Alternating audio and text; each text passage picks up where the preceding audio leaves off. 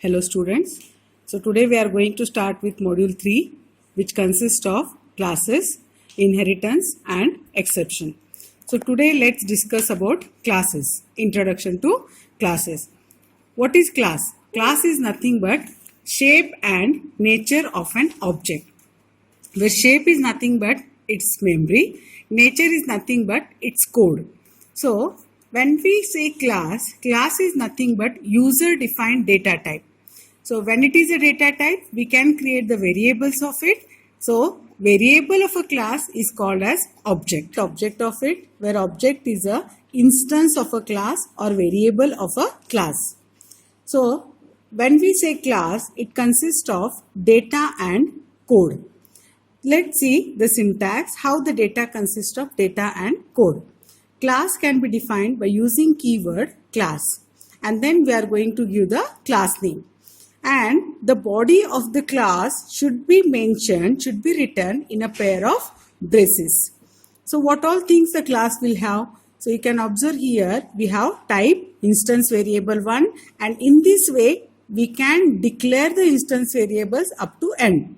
So let's see what are these instance variables. These instance variables are nothing but the members of the class, data members of the class. When we have these variables, we'll be having the type, that is the data type for those variables. Then along with the variables, you can declare the methods in a class. So when you are declaring the methods in the class, you can observe its syntax. First we are going to give the type, then the name of the method, and then in a pair of parentheses you are going to provide the parameter list. And then after the prototype, in a pair of braces, you are going to write the body of the method. So these are the methods. This is the method how we are going to declare in a class, and in this way we can have n number of methods.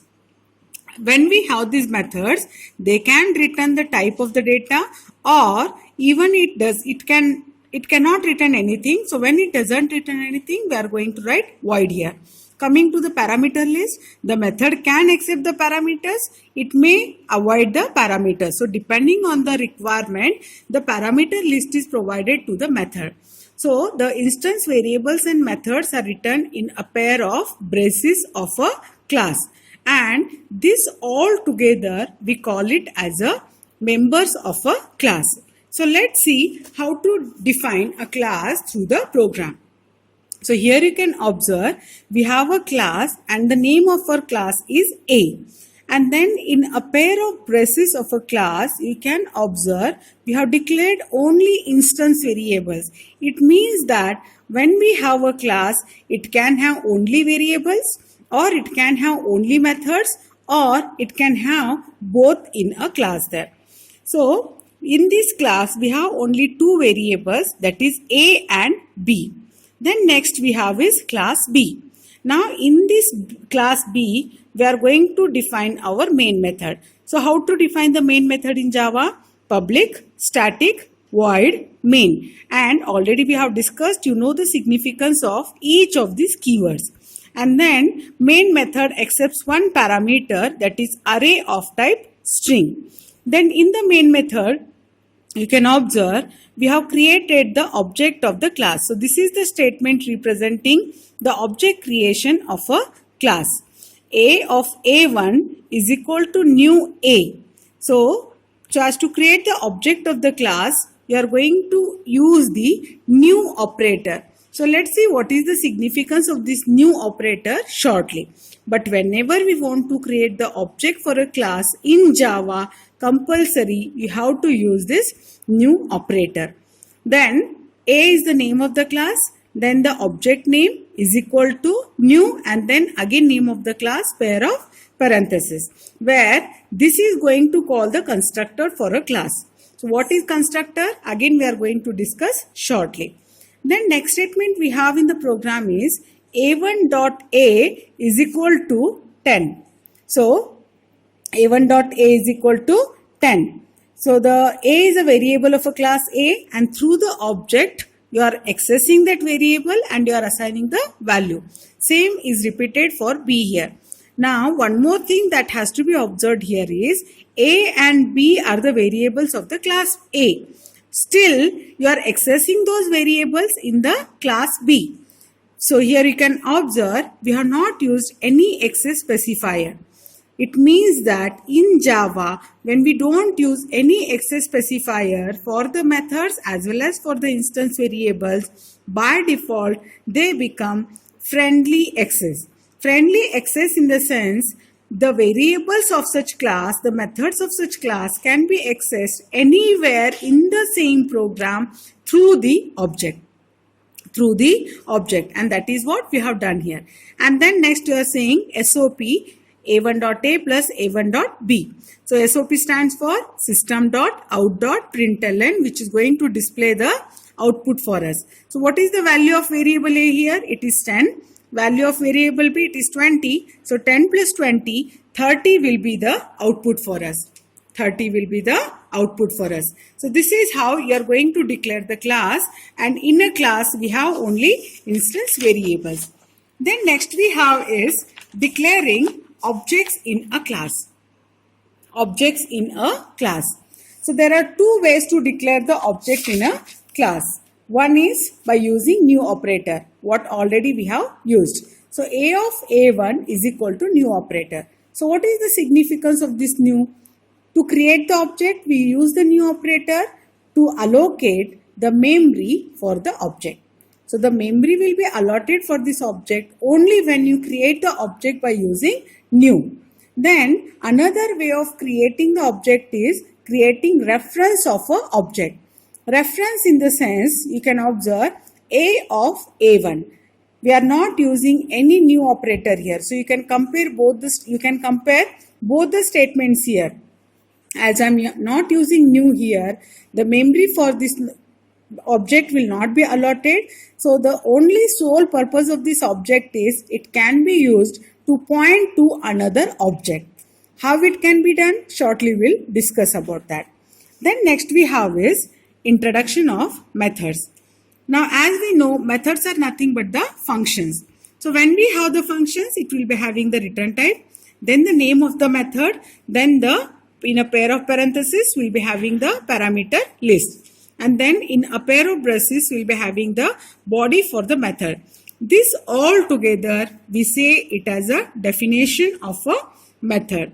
So let's see how to add the methods in the class. So let's see the previous example again. So we have written class A, then integer A, next integer B, then we are going to add the method for this class. So here we'll say void sum integer, or just we can say sum, and then here we'll say system.out.println a plus b. So here we have added the sum method for the class A. Then now we'll write class B, and then in class B we'll write public static void main string args. And then now we'll create the object of the class. How to do that? Name of the class, then the name of the object is equal to new, and then the constructor will be called for you. So when we execute the statement, the memory for this A1 will be allotted for us. Then what we'll do is, by using this object and dot operator, we'll assign the values for the variables of a class A there. So A1.a is equal to 10, A1.b is equal to 20. And then we'll call the method sum. So how to call the method? We'll say A1.sum. And then we'll end with the main method, we'll end with the class. So how it is done, let's see. First what we have done, through the object and the dot operator, we have assigned the values to the variables of the class. And then when we say A1.sum, now the control will jump to this sum method. So void sum SOP A plus B. So what are the values of A plus B, A and B here? It is 10 and 20. So the values of A and B will be added, and again the output we'll get is 30 here. So this is how we can add the methods. We can add the methods to the class. Then when we are writing the methods, it can, as I said earlier, it can return the values or it can skip returning the value. So if I want the sum to return the method, what I'll do? It is integer sum. Even the sum can return the value. Or if I want my sum method to accept the parameters, how it can be written? Void sum integer a comma b. So writing method in the class is as if you are writing a regular function. It can return the data type, it can return the value. If it is not returning anything, it can use the void there. It can accept the parameters as I have done here, or even it can skip accepting the parameters depending on the requirement of the user. So this is all about a class. Then next we are going to discuss about constructors. So let's see what is constructor. Already we have discussed this in second module. So just I'll brief out about the constructor. What is constructor? It is nothing but a special method in a class which is used to allocate the memory for the data members of the class. Memory for members of the class. Allocate memory for the data members of the class. So how to write the constructor? As it is a special method, it will be having the same name as that of the class. Same name as that of the class.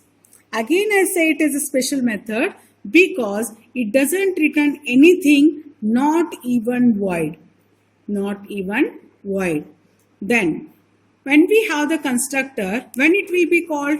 It will be called automatically when we create the object for the class. Because you need not explicitly call this constructor. When you create the object, automatically the constructor will be called and then the memory will be allotted for the data members of the class there. So when we have the constructor, it can accept the parameters. It can accept the parameters. So when it accepts the parameters, we say that constructor can be overloaded. Constructor can be overloaded. So when we say constructor, again we have types of the constructors. So the types of the constructors are first one is the default constructor which does not accept any parameter.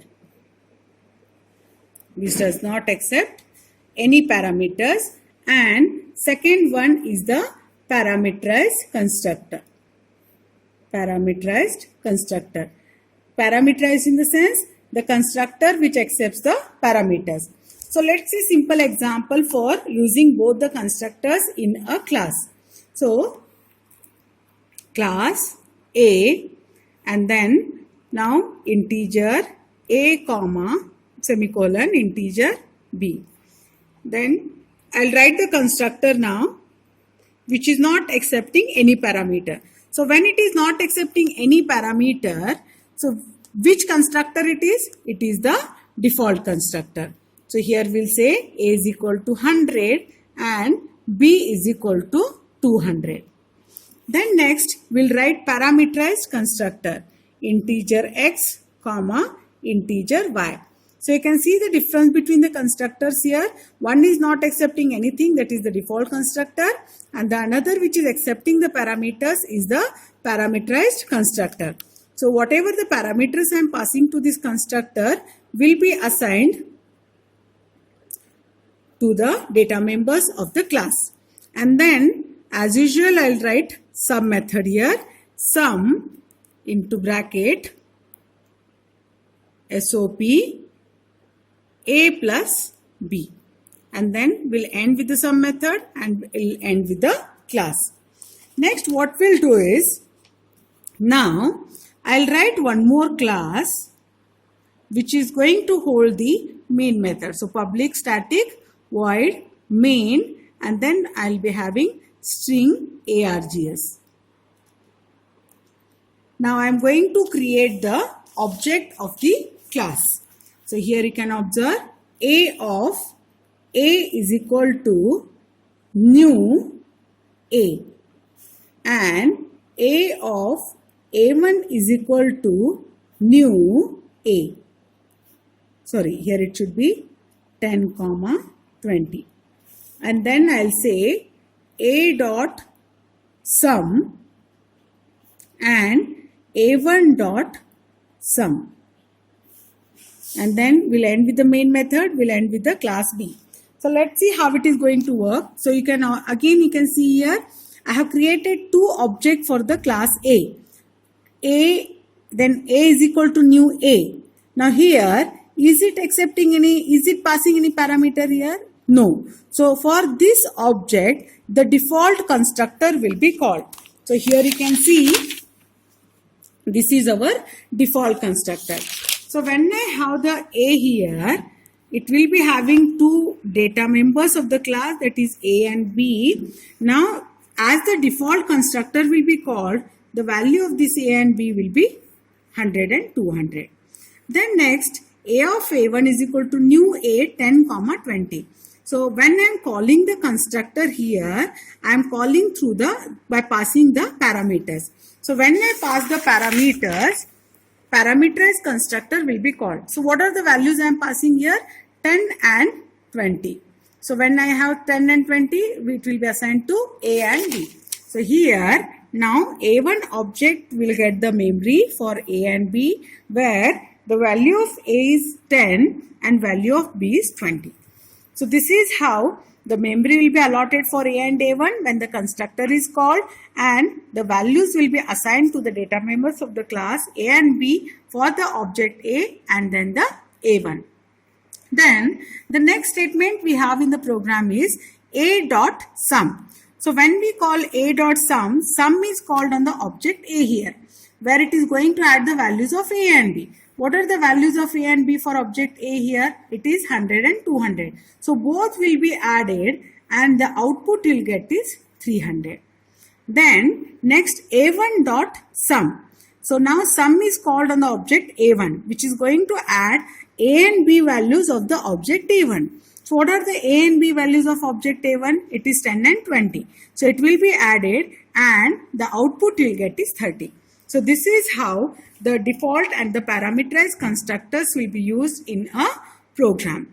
So compulsory to allocate the memory for the object, you have to use the constructor. Automatically the compiler is going to call the system is going to call the constructor for you. When the constructor is called, then and then only the memory will be allotted for the object. Then the question comes, till now in the previous programs we have not used any of the constructors. So when we don't write any constructor, the system is going to provide the default constructor for us. So this is all about the constructor. Then the next point we have in the list is this keyword. Again, already we have discussed about this in the second module. So this is nothing but it refers to the current object. It refers to the current object or the calling object. Calling object. So let's see how this can be used in a program. Again, as usual, we'll consider the same program, class A. It is having two variables, A and then integer B. And then I will write the parameterized constructor, integer A comma integer B, and then A is equal to A, B is equal to B. So this is how I have written the class. Now here you can see the data members of the class are A and B, and then the parameters what I have passed to class A are also A and B. And then the value of this A should be assigned to this A. So what I have said, A is equal to A. The value of this B should be assigned to B. So again we have said B is equal to B.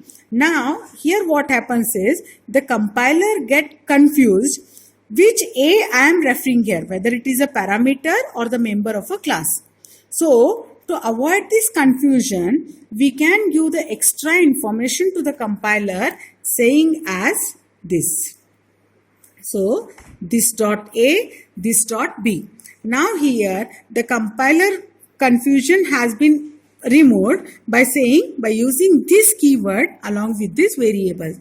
So here when I say this dot A, it means I am referring the data member of a class. And when I say is equal to A, this A is nothing but the parameter what I have passed to the constructor. The same happens with this B.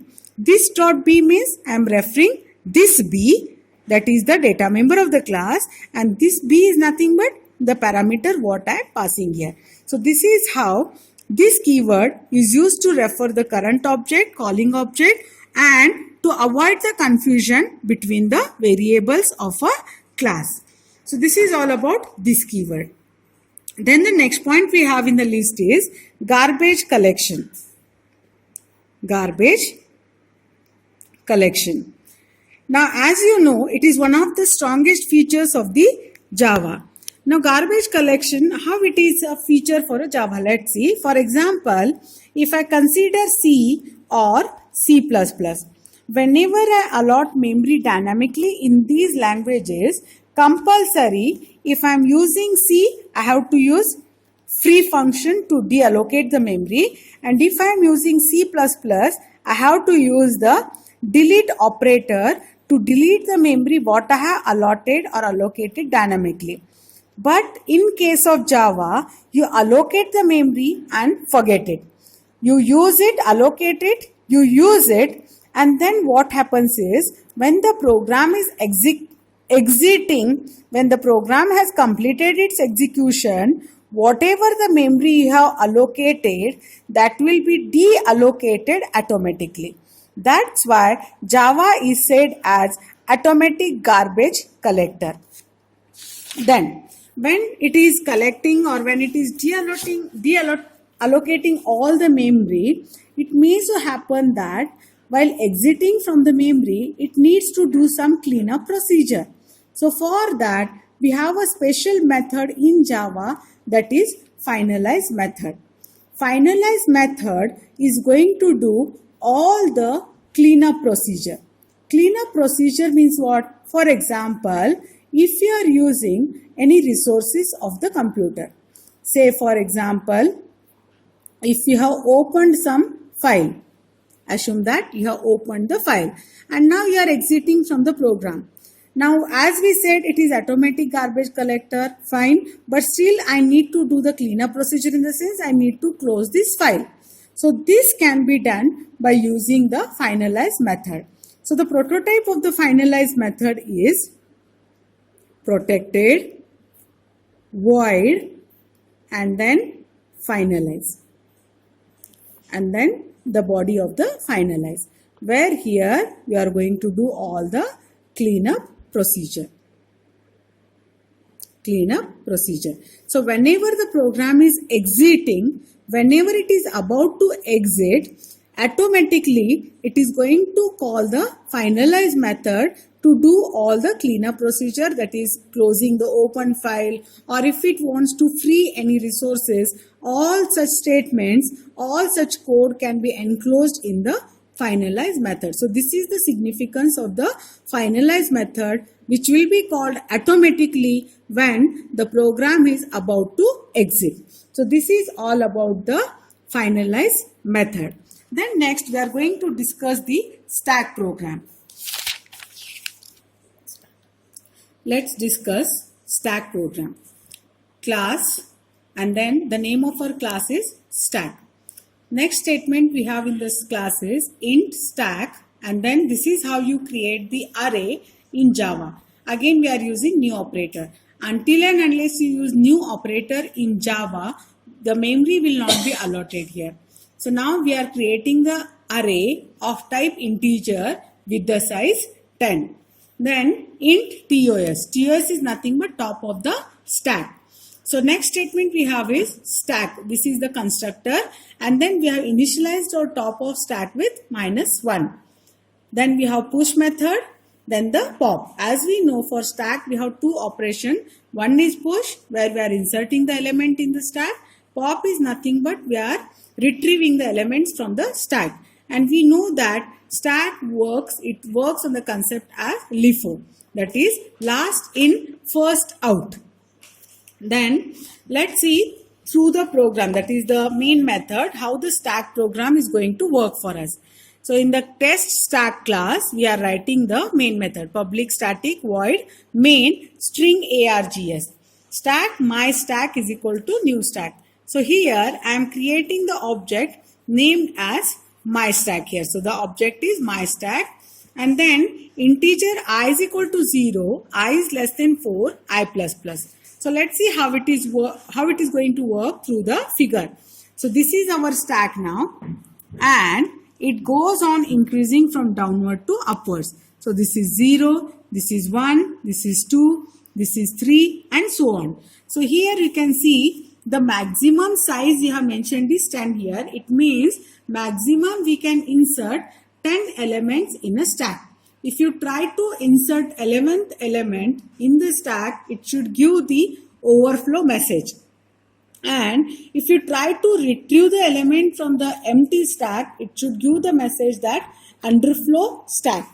So all the conditions are to be considered when you are pushing or popping the elements from the stack. So right now, as we are going to insert only 4 elements, that's why I have taken the stack of 4 elements here.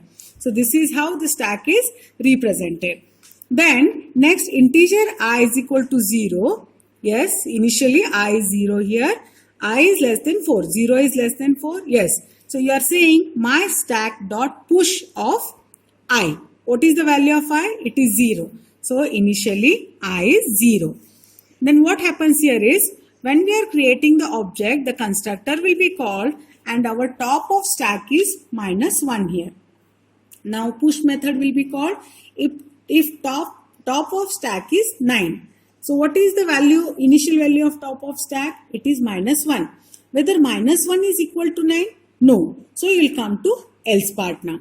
Else part, stack of plus plus toss is equal to item. So stack of plus plus toss. What is top of stack? -1. When we increment it, it will become 0. So now here it will become 0. So stack of 0 in the sense you are representing this position here. And then you are inserting the item. What is the item? You can observe here they are passing value of I, that is 0, which will be inserted in the stack here. So 0 will be inserted at this position. Then once it is inserted, again I'll come out of the push method and I'll come to this for loop. Now what happens is I will be incremented. Now I will become 1 here. So I is 1, push 1. So again push method will be called and compared with the top of stack. What is the value of top of stack in the previous call? It was 0. So whether 0 is equal to 9? No. So we'll come to the else part. Stack of plus plus toss. So it was 0. Now it will become 1 here, and at that position you are going to insert the item. So this is the stack of 1. At this position you will insert 1 here. So after insertion, successful insertion, again I will come back to the for loop. Now I will become 2 here. So you are going to push 2. You are going to push 2 on the stack. So if top of stack, what is our top of stack in the previous call? It was 1. Whether 1 is equal to 9? No. So it will come to else part. Stack of plus plus toss. It was 1. Now it will become 2 here. Is equal to item. So here what happens? You are pointing to this position and 2 will be inserted here. In the same way, 3 will be inserted. And then when I will be 4, 4 is less than 4? No. So in this case, you will be taken out of the loop and you will come to this statement in the program. See, just for convenience, I had taken only these many elements. If you try to insert 10th element on this stack, it is going to give the message as stack is full. And this is what we say overflow condition. And why only 10 elements? Because the array size we have declared is 10 here. If you want more number of elements to be stored on stack, we can increase the size of the array here. So this is how you are going to push the element on the stack. Then element in stack. So here the output you'll get is element in stack, message will be displayed for you. Then for int I equal to 0. So 0 is less than 4? Yes. So you'll enter into this for loop. System.out.println myStack.pop. So pop function will be called here. And then what is the value of toss here? It will be 3. It will be 3 here. Whether 3 is less than 0? No. So if will be skipped here, we'll come to else part. Return stack toss minus minus. So top of stack was 3 here. Now the pointer will point to this location and this value of this location will be returned back to the function. At the same time, we are saying toss minus minus. So toss minus minus in the sense will be pointing to this location. So what we have returned here? 3 is returned and 3 will be displayed for us. Then I will be incremented now. I will be 1. So when I is 1, again 1 is less than 4. My stack.pop. I'll come to here. What is our top of stack in the previous call function? It is 2. 2 is less than 0? No. So you'll come to else part. Return stack of 2. What is stack of 2? It is 2 here. So 2 will be returned back to the main function and here 2 will be displayed. At the same time, toss will be decremented here. So here toss will be pointing to this location. This becomes the top of the stack. Okay. And then again I will be incremented. I will become 2. Yes. 2 is less than 4. Pop. I'll come here. Top of stack. What is the top of stack in the previous iteration? It was 1 here. 1 is less than 0? No. So you will come here. Stack of 1. So what is stack of 1? 1. So 1 will be displayed here. At the same time, you are going to decrement top of stack. So it was 1. Now it will become 0 here. And then again pop function will be called. Now toss is 0. 0 is less than 0? No. So again stack 0. So 0 will be displayed for us. If in case, if I write 4 here, then I will be 4 for us. Do we have any fourth element in the stack here? Sorry, fifth element in the stack? No. So here the message you'll get is stack underflow. When the stack is empty and if you try to retrieve the elements from the stack there, you'll get the message as stack underflow. And you can see the way the order of the element that has been inserted in the stack. First we inserted 0, then 1, then 2, then 3. So what was the last element that was inserted in the stack? It was 3. And that was the first retrieved from the stack. So this is the insertion order and this is the retrieving order. So last in, first out. This is how stack works on the concept called as last in, first out. Thank you.